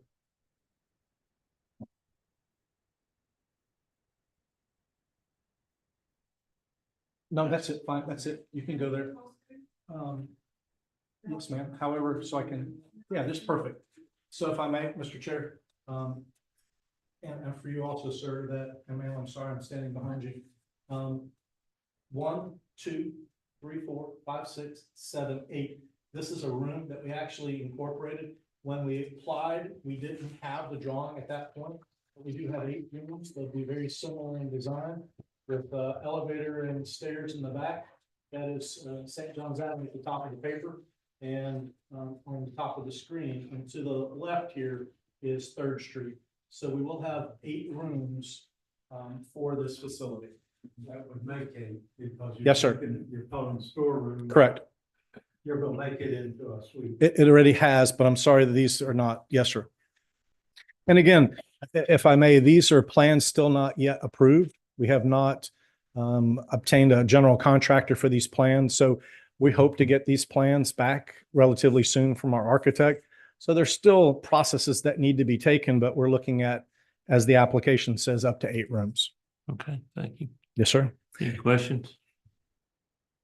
As a point of interest in history, I don't know, many old timers have told me that building used to have a 3rd floor on It did. And And that it it burned was in a a fire. hotel, and it burned in a fire, and they knocked it off and made it to what it is today.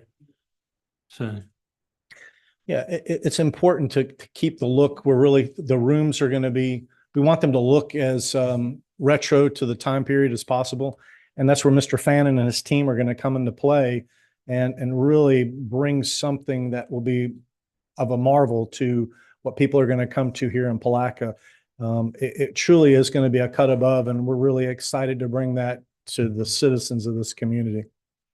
the other question I have downstairs at St. John's Avenue level, in the old Diana shop, what are y'all planning on doing with that?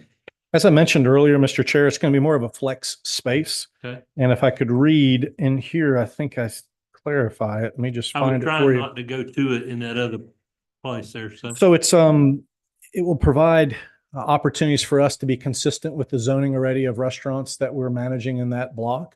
It will give us the opportunity to have flex space so we can bring entertainment in, we can bring a conference in, we can do different things and allow it to be a flexible space downstairs. Okay, so you have no plans for stores or anything in there? Not at this Okay. time, no, sir. It's not part of our business plan.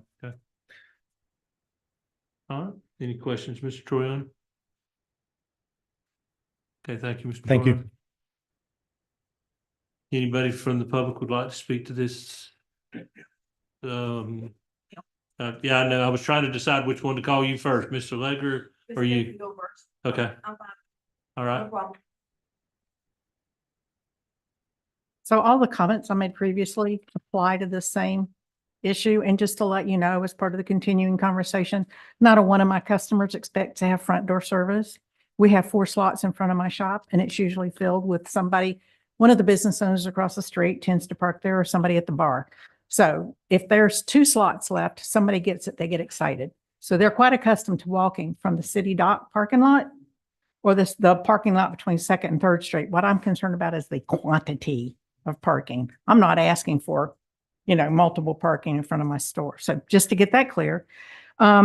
So to finish my comments from earlier, we now have a plethora of restaurants proposed downtown. And I don't know where the people are coming from, but I'm really, really excited that they're coming. And I think it's going to be wonderful to have dining experiences downtown like what we're talking about. But what people say to me, this is my experience from my customers coming to me from Palm Coast, from New York, from Jacksonville, from Tampa, is where's the retail? There's no retail shopping for them. I mean, if there was art stores, if there was good antique shops, if there was, something retail downtown, that's what they look for. I mean, they like to eat, but you eat in 45 minutes, you're done and you're up and you're moving and you're looking for something else.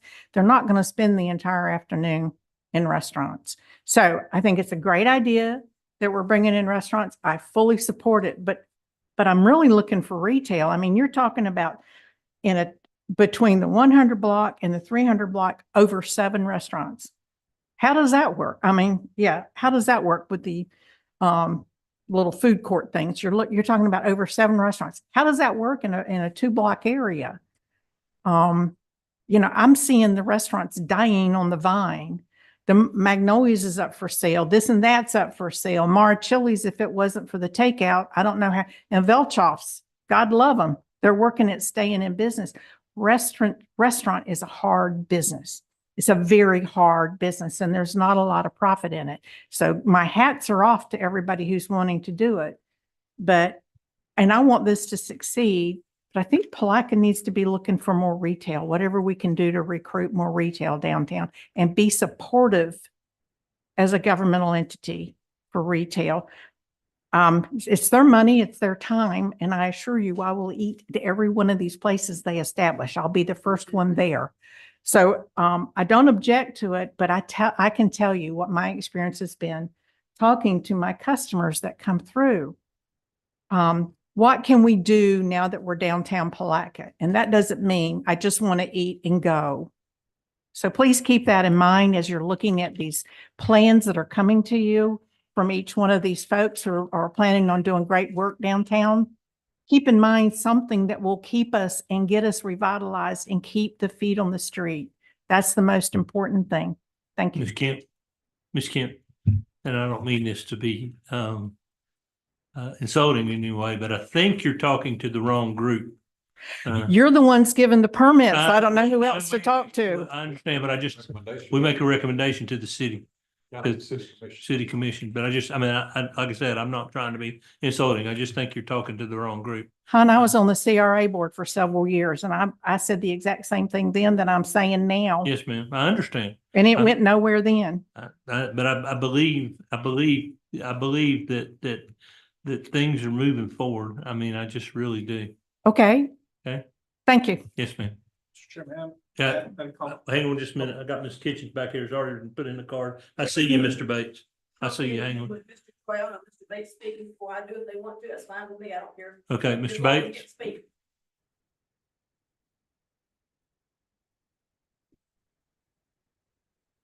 My name again is Ben Bates, 3400 Krill Avenue.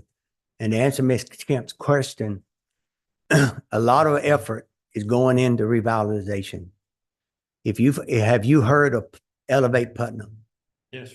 Elevate Putnam is a new chamber project to improve and revitalize our county, our community. Under Elevate Putnam, they have hired an organization by the name of Retail Strategies.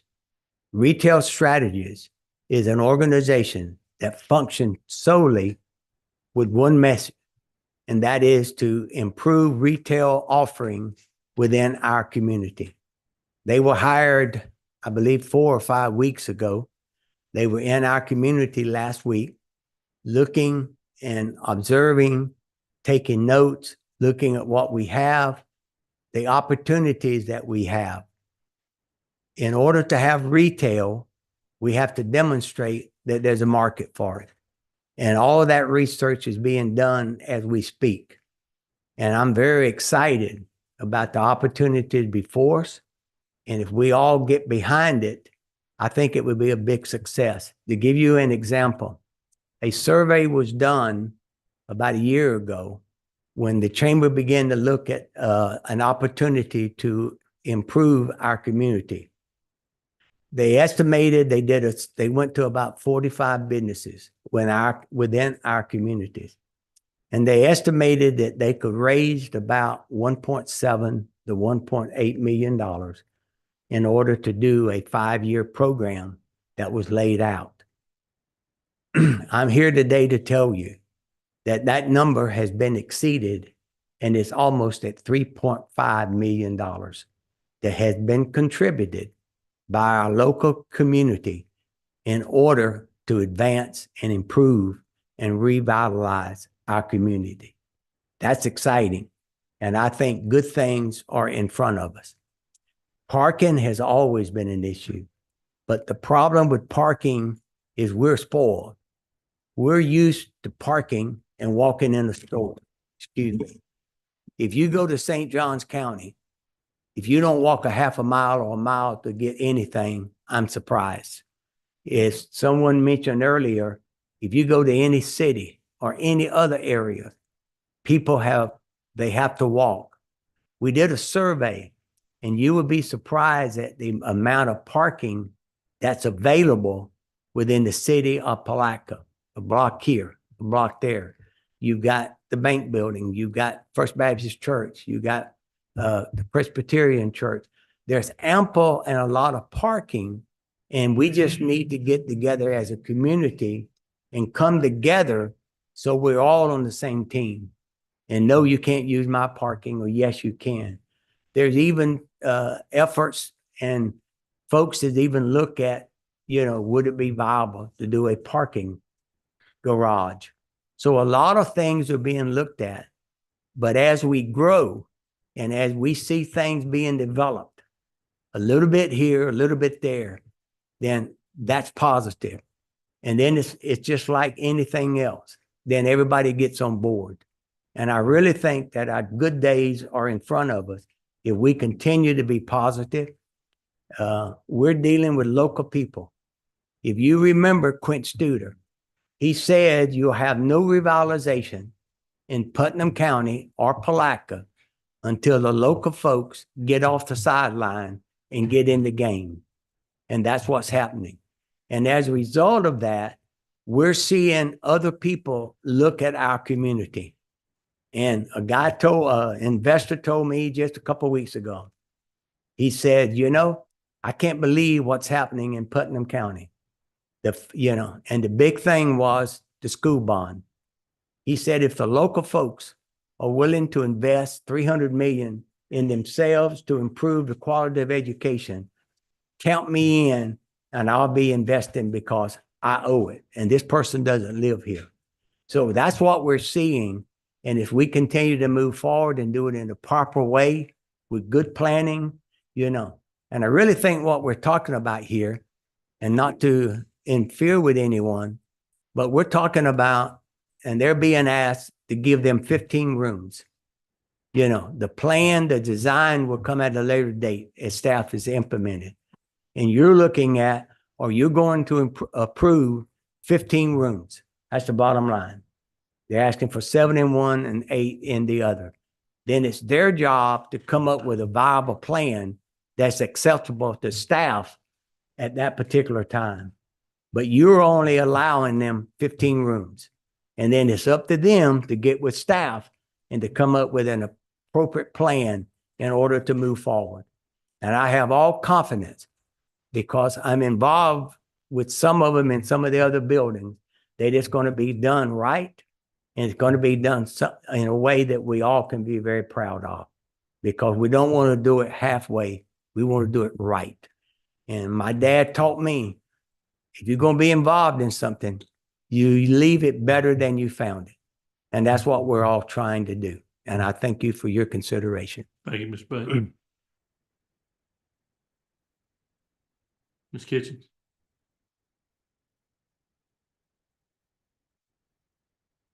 Allegra Kitchens, 1027 South 12th Street, Palatka, Florida. I once again invoke Quint Studer because I was impressed by what he said at the meeting. You do have to have local people involved. You do have to have local investors. However, you have to have a downtown that will draw the local citizens in first, and that's not what we have. But I digress. Here's some photos of the Copperbush Hotel, the 3-story hotel. I did not have time to make copies, but I will pass them. You can pass them around, look at them, give them to Sonny. I want them on the record. It was a 3-story building. These are courtesy of Larry Beaton. If Sonny wants to make copies for you all, that'd be great. I just want you to see what the Copperbush Hotel looked like. And there's a little ad for it. My issue with I'm not necessarily against this project. I'm against the name of it.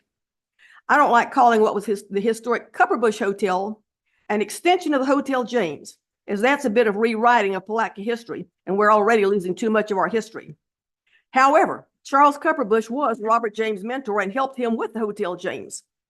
Since Mr. Sloan has told the city of Palatka staff and commissioners, as well as private citizens, that he's going to invest $100 million in downtown Palatka, I don't think it would hurt him financially to request that he at least buy a metal historic plaque from the state of Florida and place it on the building at 229 St. John's Avenue. The cost is around $2,500, and that's not even a drop in the bucket compared to the $100 million he says he's going to invest. So I think that would be a very nice thing to do. I don't think that the Hotel James should be invoked, but if he wants to do that, fine, but let's get the historic plaque on the Copperbush Hotel so we don't lose that piece of our history. I agree with city staff's recommendations that the approval of the planning board case be contingent upon the completion of the renovation of the James Hotel, since it's going to be the anchor building. How can you have an anchor building that can't even anchor itself? Before the Hotel James can be an anchor building, it has to be more than the codes violation ruin it is now. So saying that that's going to be the anchor building, I would say they got the cart before the horse. This discussion should be tabled until they finish the James Hotel, which I understand is the end of next year sometime, 2025. Redo the James Hotel when it's up and working as a working hotel with what they want, then do the extension of it and put a plaque for the Copperbush Hotel. But using the James Hotel as an anchor, I mean, seriously, people, the Titanic had better anchors than this, and look what happened to it. Thank you, Ms. Kitchen. Yes, Mr. Mr. Troy. Chair, if I can just provide a little clarity to some of your speakers. As for Ms. Kemp, one of the things that we are going to put, our desire to put in the 200 block is an art gallery. We've been working with local artists now to allow their artwork to be displayed in our buildings downtown. We think that's important. That's extending our arm to the community. We have gone out and told them we provide paint supplies and accessories. We've brought them into our facilities. It's looked really good. It's brought people downtown. They've had different events. So we're very pleased with that, but we're also pleased with the understanding and knowledge that we will have an art gallery in one of those buildings. And as Mr. Bates mentioned about making an investment, as Quint Studer had mentioned, you know, we're looking at tens of millions of dollars being invested here downtown with these projects. That's not to include what's going on at the college building. So there's a huge investment. There's a company that stepped forward and we're doing it, where other people have said, you know, I don't know we're going to do this or not. We're doing it. We're making that investment in this community. It's important to us. It's important to give back. And that's what our desire is. And specifically, it's our president's desire, Rex Sloan, is to give back to the community that gave to him. So we are going to do the things that are good and right and honorable, and to make this community thrive and be vibrant. So, Mr. Chair, thank you for this opportunity. Okay. Thank you, Mr. Troy. Okay, seeing no further speakers, I'll bring it back to the board, and I have a question to ask you, Ms. West. I have an opinion. Do I need to step down from the chair to state that opinion? And it's not for the city of Palaca or representing the planning board? You mean you do not intend to vote on this No, agenda? I'm just asking you a question to state what I mean, or do I just need to keep my mouth shut? Sir, you are welcome to have an opinion. That's Okay. why the- Well, I understand, but I mean, so many things go sideways, and I just would like to state for the, to the board. I go out to Apalachicola every now and then, and what Mr. Troyano is speaking about. Apalachicola was much like us. They were an oyster town, and they fell into bad times. The buildings fell apart and everything like that. What I see, back properties, back zone properties, the rest of it I don't understand, but that's how I know it. What I see them doing at Apalachicola, if you go out there now, there's a brewery in the middle of the town. We have the brewery in the middle of the town. The buildings have been redone. They're old buildings, then some of them look crumbly, but they're they're Apalachicola. It's what they do. You made me, when you talked about the art gallery a minute ago down in the thing, there in Apalachicola, if you've been there, there's several art galleries. There's several artists that they paint. They sit there and paint all day in their gallery, and they're renting these places. I'm sorry Miss Kemp left because I was going to tell her, they have Columbia places. You can go buy Columbia shirts, you can go buy all this and that, and they're in the middle of the town, and it's split up by, the business retail, the restaurants and things like that. Apalachicola has gone back to their roots, which was oystering. What I see happening with the Beck Sloan properties is the fact that they're trying to take us back to our roots of being a river town. I mean, that's what I see. So I just, and to me, that's my roots, that big old river out there. And so I just, that's just my opinion, because I see Apalachicola thriving. They're not held back. They've shot forward, and they're moving forward now. And you people from Tallahassee go down there on the weekends. They drive from Tallahassee to Apalachicola to spend the weekend, in the restaurants, the shops, and the hotels that are in the middle of town. They have Miss Kitchens. They have just what you're talking about. They have several hotels that are just top floor things, and they're throughout the town. The bottom floor is retail, restaurants, and they're thriving again. So There's a restaurant in every corner and you gotta wait to get in. but there you go, and that's bringing people to the community, like Miss Kemp was talking about a while ago. I mean, you got to have something we got to be a destination.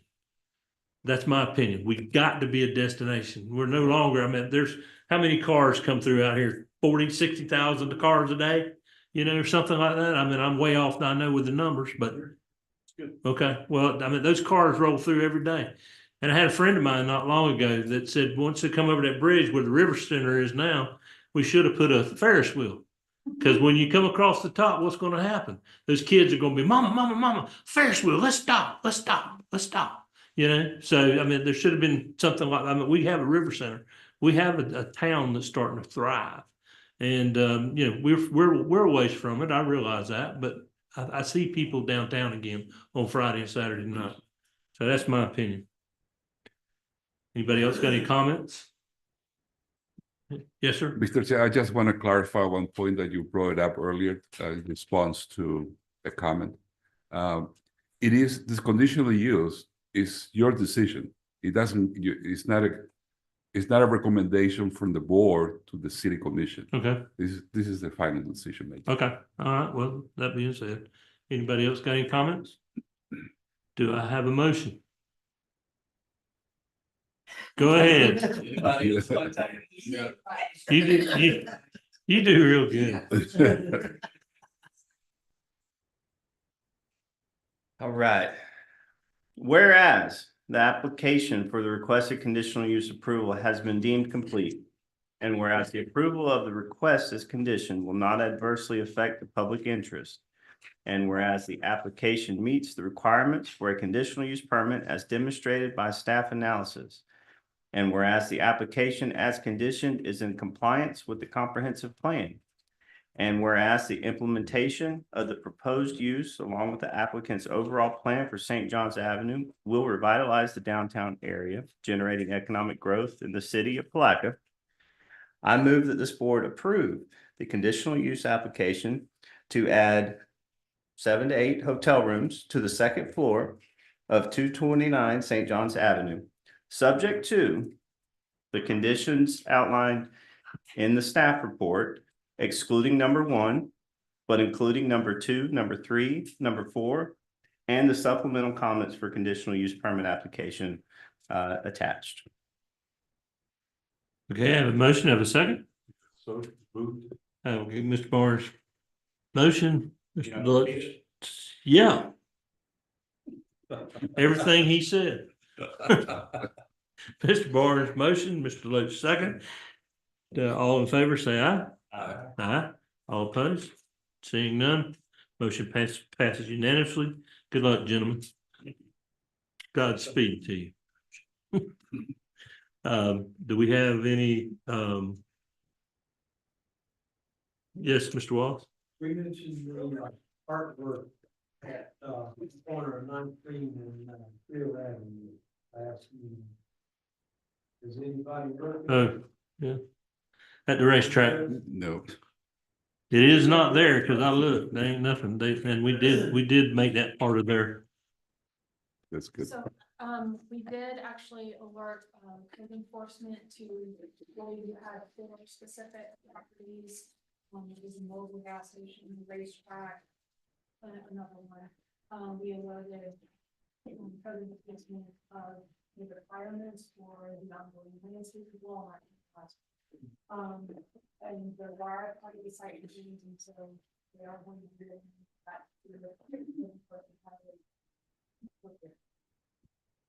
Yep. any other, Wait, staff does have a comment on another topic. hang on just a minute. Do you remember what I'm talking about? Yes. The artwork part of the. Yes. And like Ms. Jane said, you know, we have referred that to code enforcement. And they're working on it. So It was just we didn't testing forget. Yes, Ms. Krantz. You want to announce or me? Oh, are we in comments? Yes. Oh, okay. Yeah, I'd like to make a comment, Mr. Chairman, if you allow me to. I just like to recognize Renee is our new planner. She's been promoted to the planner position. Ah, So congratulations. I want to congratulate her. Very good. That's it. Okay, anybody on the board got any comments they'd like to say? Staff have anything else? No, that's it. Do I have a motion to adjourn? I move we adjourn. So B, we are adjourned.